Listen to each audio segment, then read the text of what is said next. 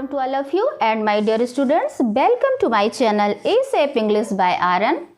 Students, last session में मैंने शुरुआत तो ज़रूर करी थी प्रेजेंट इंडेफिनिट टेंस से और उसका अफर्मेटिव सेंटेंस हमने बताया और सेंटेंस की जानकारी भी दी। सेंटेंस में क्या कितने प्रकार के होते हैं ये भी बताएंगे जिनका यूज टेंस में किया जाएगा। अभी लास्ट वीडियो में हमारा चल रहा था, हमने सोचा कि सब्जेक्ट वर्ब एग्रीमेंट जो वेरी इंपॉर्टेंट पार्ट है ग्रामर का उसको बताना बहुत ज़रूरी है, तो उससे वो चल रहा था।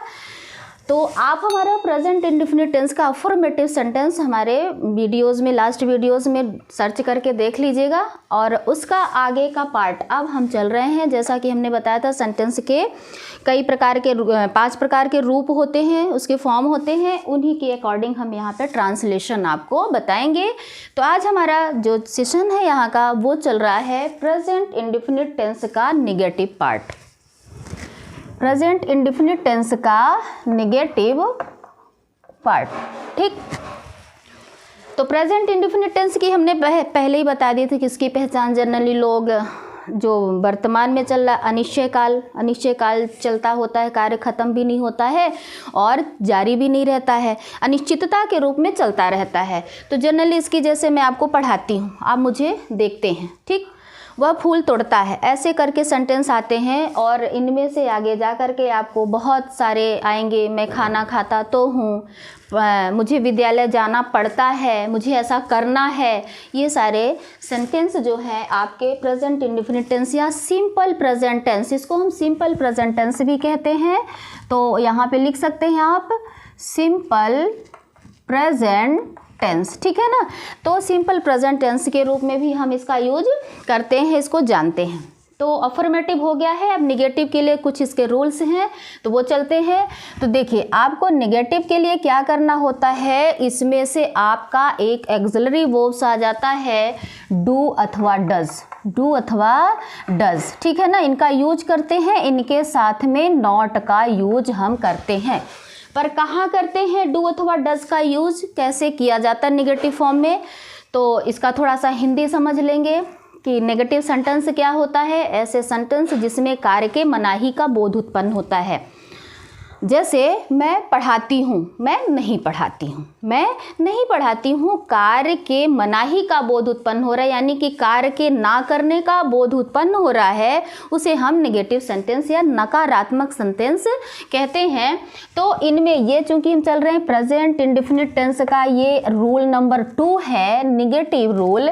तो इनका यूज कैसे नेगेटिव सेंटेंस का किया जाता है, इनका ट्रांसलेशन कैसे किया जाता है वो सीखना है आपको।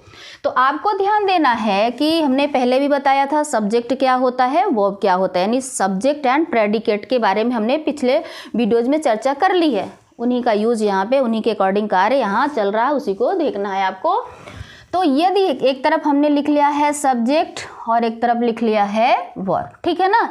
एक चार्ट के माध्यम से आप समझते चलेंगे।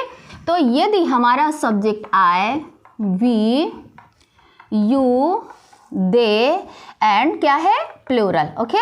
ये तो इनके साथ में हम क्या यूज करेंगे, डू नॉट, ठीक। इनके साथ में डू नॉट यूज करेंगे। और यदि हमारा नेक्स्ट जो भी सब्जेक्ट और बच रहे हैं, अब क्या बच रहा है हमारा, he, she, it, singular and name, ठीक है ना। ये चीज़ ध्यान देंगे। यदि ये है तो इनके साथ में हम क्रिया का कौन सा क्या लगाएंगे, डज नॉट, ठीक। इनके साथ में डज नॉट। ध्यान आपको क्या देना है, यहाँ पे हमारा पर्सन पे दी जाएंगे तो जो हमारा थर्ड पर्सन है, थर्ड पर्सन के साथ में क्रिया, अभी सब्जेक्ट वर्ब एग्रीमेंट का हमारा चल रहा था तो हमने बताया है कि थर्ड पर्सन के साथ में क्रिया का एस या एस फॉर्म यानी क्रिया का 4th रूप यूज किया जाता है। और फर्स्ट पर्सन और सेकेंड पर्सन, फर्स्ट पर्सन और सेकेंड पर्सन में क्रिया हमेशा मूल रूप में रहती है। लेकिन आपको अब विशेष रूप से इस ये जो स्ट्रक्चर दे रही हूँ, इस स्ट्रक्चर को आप यदि ध्यान से अपने माइंड में बैठा लेंगे तो आपको कहीं भी ट्रांसलेशन में कोई भी प्रॉब्लम फेस नहीं करना पड़ेगा। तो यदि एक बार और ध्यान दे लेंगे, आई, वी, यू, दे और प्लूरल के साथ में do not, he she it और सिंगुलर नेम के साथ में डज नॉट हम लगाएंगे, ठीक। और इन दोनों के साथ में मेन वर्ब का कौन सा रूप लगेगा, फर्स्ट फॉर्म यूज किया जाएगा। इन दोनों के साथ में मेन वर्ब का फर्स्ट फॉर्म यूज किया जाएगा। एक स्ट्रक्चर देखेंगे आप,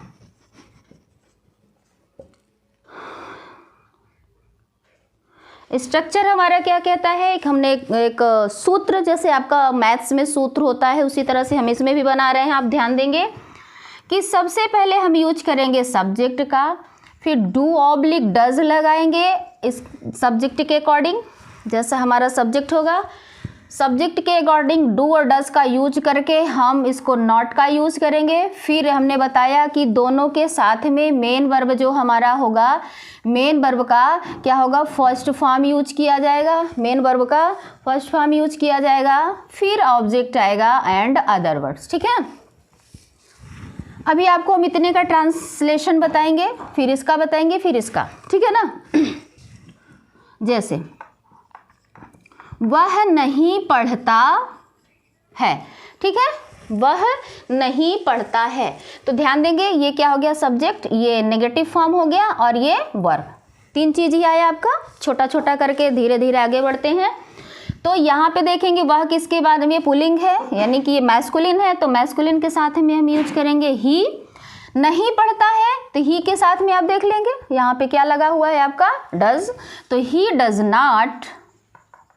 डज नॉट क्या नहीं करता, रीड, ओके। अब यहाँ पे यदि हम इसको अभी चेंजिंग बताएंगे कि change the sentences in affirmative sentence या नेगेटिव, ऐसे आपके आते हैं डू एज डायरेक्टेड में सेंटेंसेस को चेंज करने के लिए। तो जब आपको ये सारे रूल आते रहते हैं आप बड़े आसानी से कर लेंगे। तो he reads, he does not read, ठीक। ये छोटा सा हुआ, हमने कहाँ तक का यूज किया है, अभी हमने यहाँ तक का यूज किया। अब ऑब्जेक्ट और अदर वर्ड इनका यूज कैसे किया जाता है तो वो ध्यान देंगे।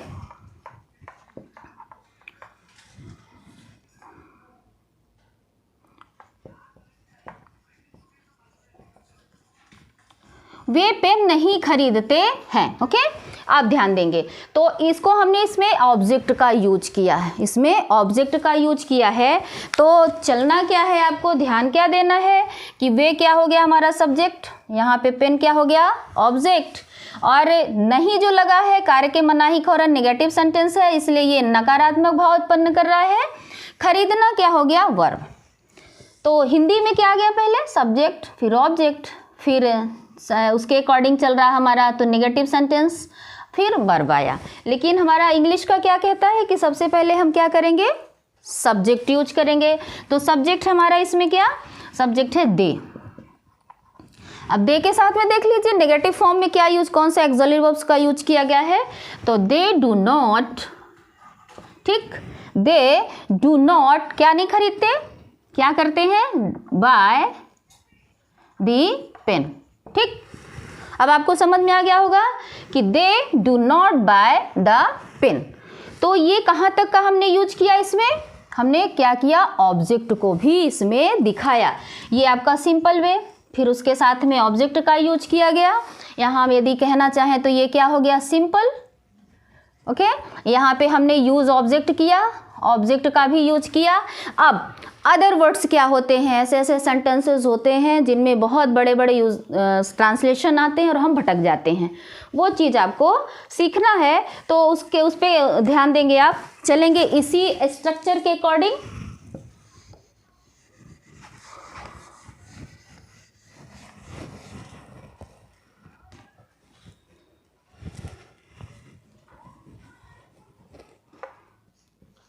मोहन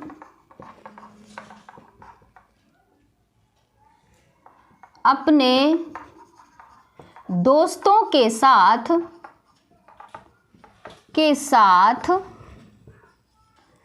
क्रिकेट खेलता है, ठीक है ना। मोहन अपने दोस्तों के साथ क्रिकेट खेलता है। मोहन इज सब्जेक्ट, अपने यहाँ पे आ गया है जो यहाँ पे पोजीशन का यूज किया जाएगा। यहाँ पे यानी कि पोजीशन जो है हमारा किसके प्रीपोजिशन के रूप में यूज किया जाएगा, तो इसको हम प्रीपोजिशन बताएंगे। अपना चूंकि दिखा रहे हैं यहाँ पोजीशन, तो के साथ साथ जो है यहाँ प्रीपोजिशन का यूज, ये पोजीशन का यूज।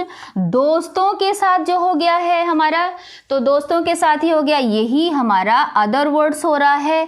क्रिकेट जो है हमारा वह ऑब्जेक्ट हो रहा है, खेलना वर्ब हो रहा है। पार्ट्स ऑफ स्पीच के ये पार्ट चल रहे हैं इन सेंटेंसेस में। आप ध्यान देंगे कि पार्ट्स ऑफ स्पीच हमने बताया है कि पार्ट्स ऑफ स्पीच क्या होता है, वही सारे चीज़ यहाँ आ रहे हैं। आपको इसी चीज़ का ट्रांसलेशन बता रही हूँ। तो मोहन सब्जेक्ट, यहाँ पे पोजेशन और अदर वर्ड्स, और ये के साथ हो गया यहाँ पे। तो जो ये आएगा ये प्रीपोजिशन का यूज, ऑब्जेक्ट के रूप में क्रिकेट और खेलना वर्ब के रूप में। एक चीज़ ध्यान देंगे कि प्रेजेंट इंडेफिनिट टेंस के सिंपल वे जैसे ता ती ते वाले सेंटेंस आए, इनमें है हूँ हो की स्पेलिंग या अंग्रेजी नहीं लिखी जाती है, तो आप कंफ्यूज ना हो कि इनमें है किस चीज़ से हुआ है किस चीज़ से हुआ है, इनका इस पर कोई रोल नहीं है। ये ता है से ही प्रेजेंट इंडेफिनिट टेंस का की पहचान होती है, इसलिए इनका ट्रांसलेशन है का है हूँ हो का नहीं किया जाता है। अब इसका ट्रांसलेशन आप देखेंगे, इसका ट्रांसलेशन अब कैसे किया जाएगा, बहुत ईजी है, उसको ध्यान देते जाएंगे। मोहन, निगेटिव बता रहे हैं इसलिए कि मोहन अपने दोस्तों के साथ क्रिकेट नहीं खेलता है। ठीक, नहीं खेलता। हम किस वे में चल रहे हैं, निगेटिव वे पे, इसको ध्यान देंगे आप। तो Mohan does not play cricket with his friends. ठीक, आप लोगों को लगता है कि इतना बड़ा सा ट्रांसलेशन हम कैसे कर पाएंगे, इतना बड़ा ट्रांसलेशन आ गया, इसका हम कैसे कर पाएंगे। तो बहुत ही इजी वे हमने बता दिया है। यहाँ पे आप इस स्ट्रक्चर को देखेंगे और यहाँ पे ध्यान देंगे कि सबसे पहले सब्जेक्ट, फिर उसके साथ में क्या आपको दिख भी रहा है कि पूरा इस स्ट्रक्चर के अकॉर्डिंग ही यूज किया गया है। तो सब्जेक्ट लगाया, फिर इसके साथ में सब्जेक्ट के साथ अकॉर्डिंग ही जैसा हमारा सब्जेक्ट होगा उसी के अकॉर्डिंग हम उसमें क्या लगाएंगे, डू नॉट या डज नॉट का यूज करेंगे। मेन वर्ब का फर्स्ट फॉर्म यहाँ पे यूज किया गया है इसके अकॉर्डिंग। फिर हमारा क्या आया है, ऑब्जेक्ट आया है, और यहाँ पे हमने बताया विथ क्या हो गया है, ये प्रीपोजिशन हो गया है, हिज क्या हो गया, पोजेशन हो गया है। ठीक है ना यहाँ पे, और ये फ्रेंड जो हो गया है हमारे अदर वर्ड्स में। तो यहाँ से यदि देखा जाए तो ये हमारे अदर वर्ड्स के रूप में यूज किए गए हैं। अब एक क्वेश्चन मैं आपको दे देती हूँ, आप हमारे कमेंट्स बॉक्स में उसका ट्रांसलेशन करके बताएंगे कि आपको समझ में आया है कि नहीं आया है। एक सिंपल सा साधारण सा दे रहे हैं, उसको आप देखेंगे। वो क्वेश्चन है हमारा इस प्रकार, ध्यान देते रहेंगे, इसका यूज कर सकते हैं आप।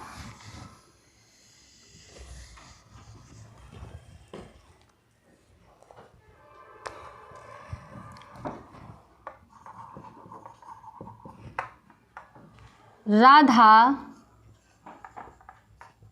खाना नहीं बनाती है। ठीक है, निगेटिव का बहुत सिंपल सा है। यदि वो तीसरी चौथी से लेकर के आगे का बच्चा उसको समझ में आ गया होगा तो आगे के भी जो बच्चे उनको ध्यान देंगे, उसको बता लेंगे राधा खाना नहीं खाती है। एक चीज़ ये है। दूसरा हो गया आपका कि वे अपने माँ के साथ